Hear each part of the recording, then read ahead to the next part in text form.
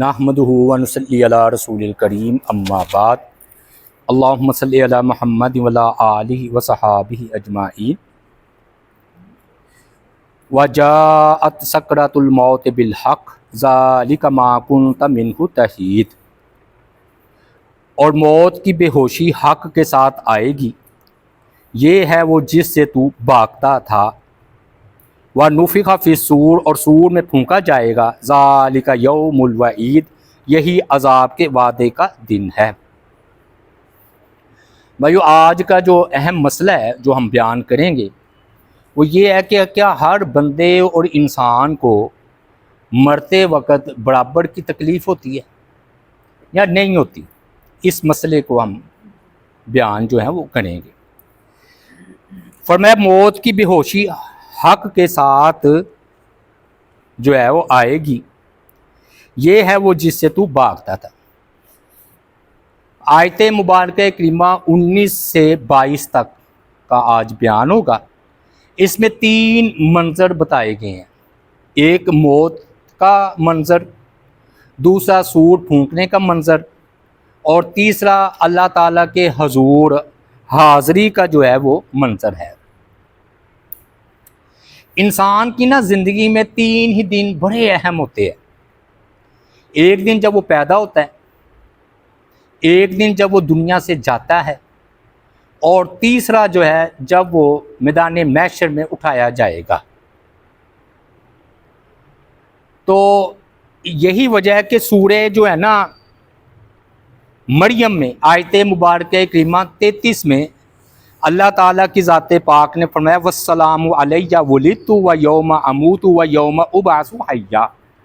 حضرت جو ہے نا عیسیٰ علیہ السلام فرما رہے ہیں کہ مجھ پر سلام ہے اس دن جب میں پیدا ہوا، اور اس دن جس دن مجھے موت آئے گی، اور اس دن مجھ پر سلام ہے جب کہ میں دوبارہ زندہ کیا جاؤں گا۔ تو 3 زندگی کے مرحلے اہم ہوئے نا، تو اس میں سے 2 مرحلوں کا اس آیت مبارکہ کریمہ میں جو ہے وہ ذکر ہے۔ پھر دیکھیے جاءت، آ چکی، یہ پہلے بھی بات ہوئی تھی کہ ماضی کے صیغے سے، ماضی کے الفاظ سے موت آنے کو کہا گیا ہے، حالانکہ موت آنی ہے، ابھی ہم پر موت نہیں نہ آئی، لیکن وجاءت، آ چکی۔ تو کیونکہ جو ماضی ہوتا ہے نا وہ یقینی ہوتا ہے، اور ہر آنے والی چیز قریب ہی ہوتی ہے۔ آپ دیکھیں کہہ رہے تھے روزے آئیں گے چلے گئے، بڑی عید آئے گی چلی گئی، اب کہہ رہے ہیں جی محرم شروع ہوگا، میں آپ کو بتا دوں گا کہ وہ آ کر چلا جائے گا۔ تو جو چیز آنے والی ہو، ایک تو وہ یقینی ہوتی ہے، اور وہ ماضی کی طرح پختہ ہے موت۔ جس طرح میں آپ سے پوچھوں کہ آج مغرب کے ٹائم آپ نے کیا کیا، نماز پڑھی، کھانا کھایا، کہاں تھے؟ آپ پورے یقین کے ساتھ کہیں گے کہ میں فلاں وقت میں فلاں جگہ تھا۔ اسی طرح موت بھی یقینی ہے کہ اس نے آ کر رہنا ہے، تو گویا وہ ماضی ہے۔ اس لیے عمر بن عبدالعزیز رحمۃ اللہ علیہ نے اپنے خط میں لکھا ایک گورنر کو نصیحت کرتے ہوئے کہ اپنے آپ کو مردوں میں شمار کرو، کہ گویا وہ موت آنی نہیں، آ چکی ہے۔ بڑی اچھی نصیحت تھی۔ تو وجاءت سکرۃ الموت بالحق، بے ہوشی حق کے ساتھ آئے گی۔ اب یہ بے ہوشی کی تشریح کی گئی ہے جی، کہ پہلی گفتگو اس میں یہ ہے کہ یہاں پر کافر مراد ہے یا مومن، یعنی کہ موت کی جو بے ہوشی ہے یا موت کی سختی۔ سکرات کہتے ہیں ایسی بے ہوشی جو بندے کی عقل زائل کر دے، تو بعض نے اس کا ترجمہ موت کی سختیاں بھی کیا ہے، کہ موت کی جو ہے نا وہ سختی حق لے کر آ گئی، حق کے ساتھ آ گئی۔ تو اب اگر یہ کافر کی بات کی جائے تو پھر آگے مومن کی بات ہے، ٹھیک ہے۔ تو سکرات الموت یعنی کہ ایسی سختی ہے کہ جس میں اضطراب، بے چینی، دم کا گھٹنا، انسان کے اوسان خطا ہو جائیں۔ تو کہتے ہیں کہ موت کے وقت بندے کی یہی کیفیت اور حالت ہوتی ہے۔ ہاں جی، ذالک ما کنت منہ تحید، یہ ہے وہ جس سے تو بھاگتا تھا۔ یہ نا انسان کی فطرتاً طبیعت کی بات کی گئی ہے کہ ہر بندہ موت سے فرار چاہتا ہے، بھاگنا چاہتا ہے۔ بھاگ سکتا ہے؟ نہیں بھاگ سکتا۔ یہ جو دہریے ہیں، جو اللہ تعالیٰ کی ذات پاک کو نہیں مانتے، ان کے لیے چیلنج ہے کہ بھاگ کر دکھائے، تو بھاگ نہیں سکتے۔ تو یہ ہے وہ جس سے تو بھاگتا تھا۔ کہتے ہیں یہ نا خوف فطرتاً ہے، ہر بندے کو یہ ہوتا ہے موت کا خوف۔ اب بھائیو ہم بات یہ کریں گے کہ ادھر نا موت کی سختی کی بات کی گئی ہے۔ سوال ادھر یہ ہے، کیا ہر بندے کو موت کے وقت جو ہے نا سختی آتی ہے، تکلیف ہوتی ہے یا نہیں ہوتی؟ یہ ہے سوال، اور آج کی محفل میں یہ اس کا سمجھ موضوع ہے۔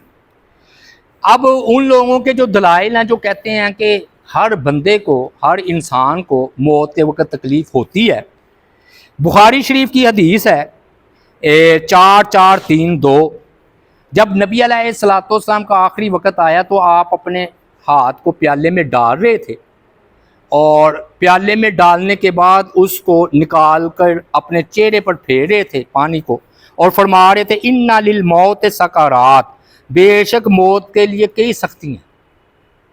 تو اس کا مطلب ہے کہ موت سخت ہوتی ہے، سکرات، اور ادھر ترجمہ سختیاں کیا گیا۔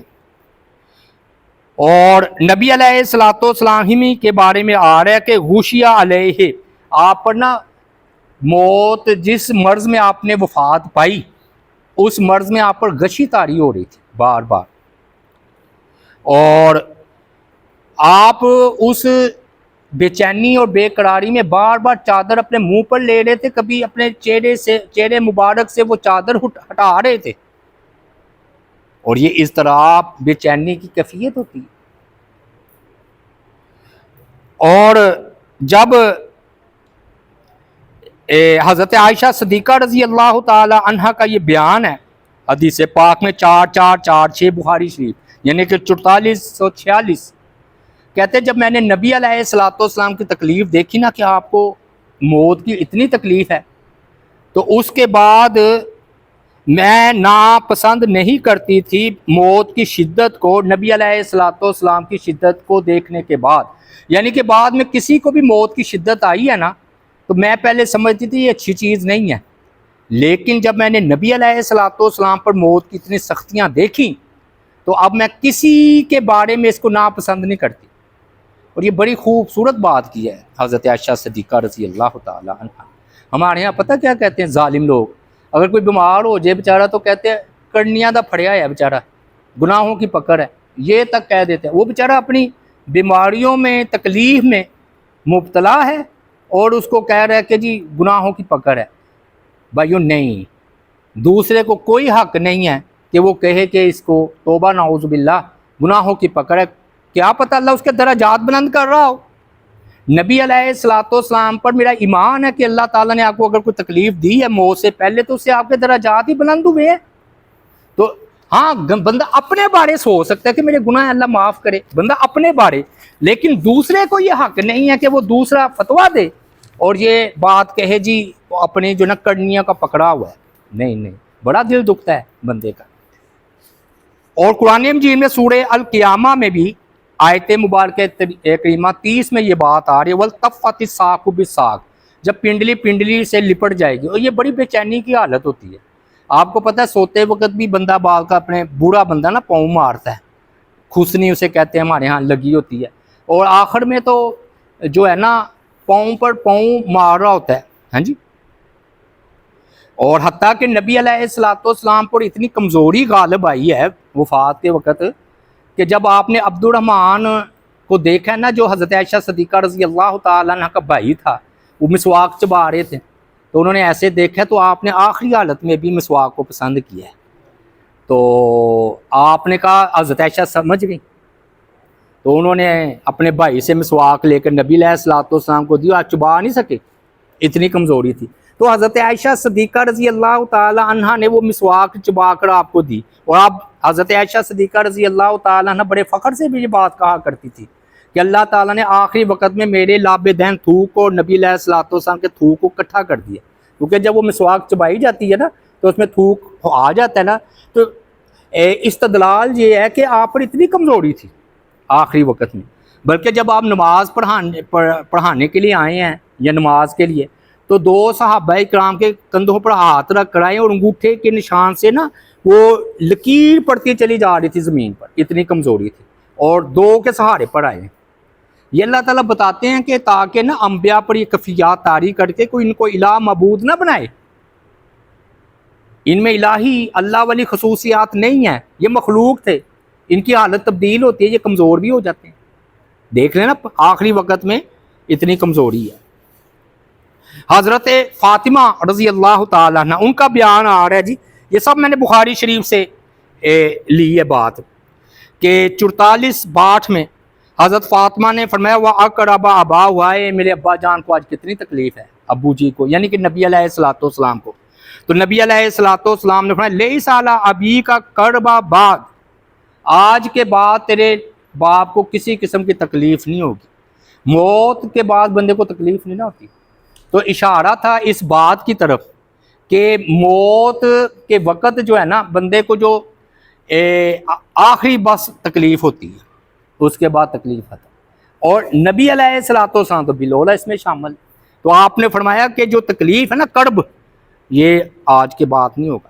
پھر اس کے بعد تکلیف کی دلیل یہ بھی ہے کہ آپ پناہ مانگا کرتے تھے موت کی آزمائش سے، اللہم انی اعوذ بک من فتنۃ المحیا والممات، بخاری شریف ہے 832 اس کا نمبر ہے، یعنی کہ اللہ میں تیری پناہ طلب کرتا ہوں زندگی کی آزمائشوں سے، موت کی آزمائشوں سے۔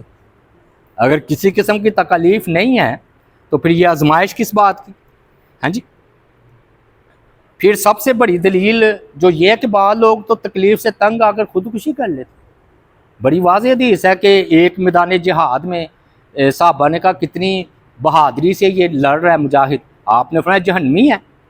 بعد میں صحابہ کرام کو شوق ہوا دیکھیں کون سا ایسا عمل کرتا ہے، تو لڑتے لڑتے اس کو اتنے زخم آئے کہ وہ گر پڑا، پھر وقت سے قبل ہی زخموں کی تکلیف کی تاب نہ لا کر اس نے اپنے آپ کو خنجر مار کر خودکشی کر لی، تو خودکشی کرنے والا جہنمی ہے۔ تو کتنے لوگ ایسے ہیں جو مرض اور تکلیف سے بے چین ہو کر بے قرار ہو کر خودکشی کر لیتے ہیں۔ تو اگر یہ کوئی کہے کہ جی موت سے کسی قسم کی تکلیف نہیں ہوتی تو پھر لوگ خودکشی کیوں کرتے ہیں؟ اب یہ ان کے دلائل تھے جو یہ کہتے ہیں کہ موت کے وقت جو ہے وہ تکلیف ہوتی ہے۔ اب ان کے بھی دلائل ہیں جو کہتے ہیں موت کے وقت تکلیف نہیں ہوتی، تکلیف نہیں ہوتی اس کی۔ ہاں پہلے موت کی سختی کی یہ بات بھی سمجھ لیں کہ خباب بن ارت تھے رضی اللہ تعالیٰ عنہ، وہ حدیث بیان کرتے تھے کوئی موت کی تمنا نہ کرے، تو ان کے نا 7 داغ لگے ہوئے سے، آگ سے داغ دیتے تھے نا تو بڑی تکلیف ہوتی ہے۔ تو کہتے ہیں اگر نبی علیہ الصلوۃ والسلام نے مجھے نہ فرمایا ہوتا کہ بندہ موت کی تمنا نہ کرے تو میں موت کی تمنا کرتا جتنی مجھے تکلیف ہے حالت مرض میں، تو لیکن میں موت کی تمنا نہیں کروں گا۔ اب بعض کہتے ہیں نہیں جی تکلیف نہیں ہوتی، ان کی پہلی دلیل تو یہ ہے کہ ایک شخص آیا رسول اللہ صلی اللہ علیہ وآلہ وسلم کے پاس، یہ 5 6 7 2 5672 بخاری شریف کا حوالہ ہے، انہوں نے کہا اللہ کے رسول صلی اللہ علیہ وآلہ وسلم میری ماں اچانک فوت ہو گئی، ہاں جی، اور جب وہ اچانک فوت ہو گئی ہے تو اگر وہ بات کرتی تو مجھے امید ہے کہ وہ کوئی صدقہ و خیرات کا کرتی، تو اگر کیا میں اس کی طرف سے صدقہ خیرات کروں تو اسے فائدہ ہوگا؟ آپ نے فرمایا ہاں۔ اب آپ دیکھیے اچانک موت کسے کہتے ہیں کہ بھی پتہ ہے بیٹھے بیٹھے اچانک موت آ گئی، بندہ وصیت بھی نہیں کر سکا، اور بعض احادیث میں آتا ہے نا کہ ناگہانی اچانک موت سے پناہ طلب کی گئی ہے، وہ اس لیے کہ بندے کو توبہ کی توفیق میسر نہیں ہوتی، کہ بندہ نہ وصیت کر سکتا نہ توبہ کر سکتا۔ لیکن امام بخاری رحمۃ اللہ علیہ کا کتنا بریک استدلال ہے، وہ فرماتے ہیں کہ نبی علیہ الصلوۃ والسلام نے ادھر نہ ناگہانی موت کو برا نہیں کہا، اگر یہ بری چیز ہوتی تو کہتے۔ تو ناگہانی موت میں ایک فائدہ بھی ہے کہ بندہ بوڑھا صاحب پر بوجھ نہیں بنتا، لوگ بعض اوقات اتنے لمبے مریض ہو جاتے ہیں کہ اللہ معاف کرے کہ گھر والے چپ چپ کے وہ دعائیں کروا رہے ہوتے ہیں، اور بعض اوقات وہ مریض کو ہی اللہ معاف کرے آپس سے طے کر کے زہر کا ٹیکہ لگوا دیتے ہیں جو غیر مسلم ہے، غیر مسلم۔ تو اچانک موت آئی نا، تو پھر تکلیف کدھر گئی جی؟ دوسری بات کہ یہ ہے کہ حضرت سلیمان علیہ السلام وہ کھڑے کھڑے لاٹھی کے سہارے کھڑے ہیں اور روح قبض ہو گئی۔ اگر روح قبض کرنے میں اتنی تکلیف تھی پہلے میں، تو کھڑے کھڑے بندے کو اتنی تکلیف ہو تو وہ تو فوراً گر جائے، اور لاٹھی کے سہارے سلیمان علیہ السلام کھڑے ہیں۔ اور آپ کو پتہ ہے کہ قیام تھوڑا سا اطمینان والی حالت میں ہوتا ہے۔ ہمارے ہاں پتہ کیا مشہور ہے، موت کے وقت زمین و آسمان ایک ہو رہے ہوتے ہیں، رگ رگ سے جان کھینچی جا رہی ہوتی ہے، وہ ایسے ہے جیسے کہ بندے کے جو ہے نا کانٹوں دار ویسے ڈالا جائے اور ایک دم کھینچا جائے فلاں فلاں۔ تو سلیمان علیہ السلام کھڑے کھڑے روح قبض ہو گئی، بلکہ اس کے بعد موسیٰ علیہ السلام پر اچانک موت آئی ہے۔ کیسے؟ وہ بڑی یعنی کہ بخاری کی حدیث ہے کہ وہ فرشتوں نے یعنی کہ کہا، سلام کیا، قبر پہ لیٹ چکے ہیں، اور ایسے بار روح قبض کیے لے گئے، تو کتنی تکلیف ہوئی ہوگی۔ پھر ہمارا بالکل مشاہداتی ہے کہ بعض لوگ بات کر رہے ہوتے ہیں، بات کرتے کرتے روح پرواز ہو جاتی ہے، کئیوں نے بتایا ہے۔ میرے خود رشتہ داروں میں سے ایک رشتہ دار بات کر رہا ہے، بیٹھا ہوا ہے ساتھ ہی، اچانک ایسے ہوا ہے، دیکھا تو فوت ہو گیا۔ اب بتائیں بھی انہیں کتنی تکلیف ہوئی جی، روح تو قبض ہو گئی، روح تو پرواز کر گئی۔ ہارٹ اٹیک جنہیں ہوتے ہیں، ہارٹ اٹیک، یقین کریں آپ ٹھیک ہے، آپ کہیں گے تڑپا، 2 منٹ تڑپ گیا ہوگا، 1 منٹ 2 منٹ، بات کو تو یہ بھی نہیں لگتا ٹائم۔ حضرت عزیر علیہ السلام جا رہے تھے، اللہ تعالیٰ نے ان کی روح قبض کی ہے، 100 سال تک ادھر فوت ہوئے رہے، تو کون سی تکلیف ہوئی تھی جی انہیں؟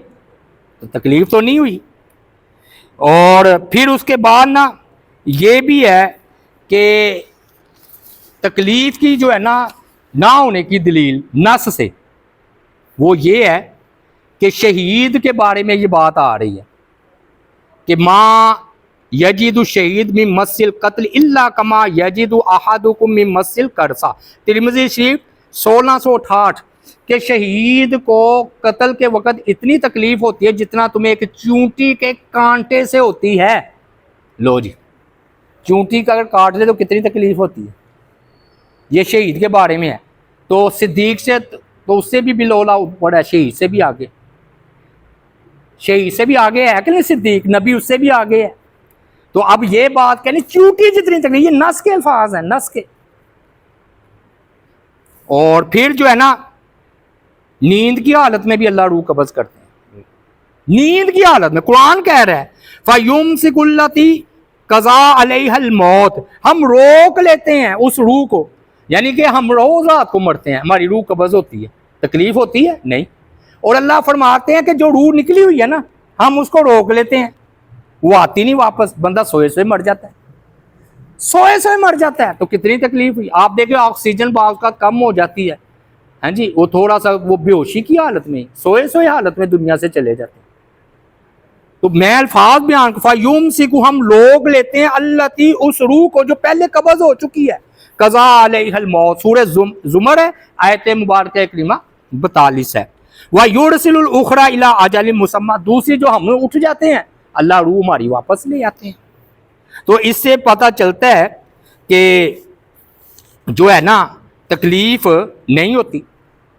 حضرت عائشہ صدیقہ رضی اللہ تعالیٰ عنہ نے سوال کیا، اللہ، آپ نے فرمایا جو اللہ کی ملاقات کو پسند کرتے ہیں اللہ بھی اس سے ملاقات کو پسند کرتے ہیں۔ تو حضرت عائشہ صدیقہ نے بالکل سچی بات کہی کہ اللہ کے رسول صلی اللہ علیہ وسلم میں سے کون مرنا پسند کرتا ہے؟ آپ نے فرمایا عائشہ یہ بات نہیں ہے، جب بندے کو خوشخبریاں دی جاتی ہیں جنت کی، بشارتیں دی جاتی ہیں، تو ایسا بندہ بھی اللہ سے ملاقات کو پسند کرتا ہے اور اللہ بھی اس سے ملاقات کو پسند کرتے ہیں۔ اور جب کافر کی موت آتی ہے گنہگار کی، تو اس کے جو ہے نا عذاب کی، ذلت رسوا کن عذاب کی جو ان کے بتائی جاتی ہے، تو وہ بھی اللہ کی ملاقات کو پسند نہیں کرتا، اللہ بھی اس کی ملاقات کو پسند نہیں کرتے۔ اب استدلال یہ ہے کہ اللہ کی تعالیٰ کی ملاقات کو کون پسند کرے گا جی، اگر اتنی تکلیف ہوتی ہو، ہیں جی. یہ ہے جی حوالہ کتاب و رقاق بخاری 65,507. پھر جو اب سورہ فجر کی آیت نمبر 37 ہم پڑھتے ہیں، بلکہ جنازے کے موقع پر، یا ایتھا النفس المطمئنہ، اے اطمینان والی روح. اس سے جو اتنی تکلیف ہوتی، اطمینان ہو. اطمینان کسے کہتے ہیں؟ اطمینان والی روح. ارجعی الی ربک راضیۃ مرضیہ فادخلی فی عبادی وادخلی جنتی راضیۃ مرضیہ. تو بھی راضی، اللہ تجھ سے بھی راضی.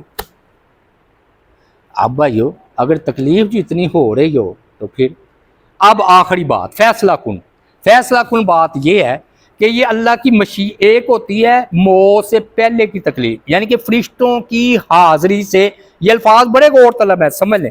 فرشتوں کی حاضری سے پہلے یہ اللہ کی مشیت پر ہے، یہ اللہ کی مرضی پر ہے. یہ اللہ جس کو چاہے زیادہ تکلیف دے، جسے چاہے کم تکلیف دے، یہ اللہ کی مشیت ہے. لیکن جب فرشتے حاضر ہو جائیں تو پھر کافروں کو یضربون وجوہہم وادبارہم، ان کے چہروں پر مار رہے ہوتے ہیں، ان کی پیٹھوں پر گرز نظر آتے ہیں، مار پڑ رہی ہوتی ہے چینوں پر. تو انہیں ہر کافر کو تکلیف ہوتی ہے.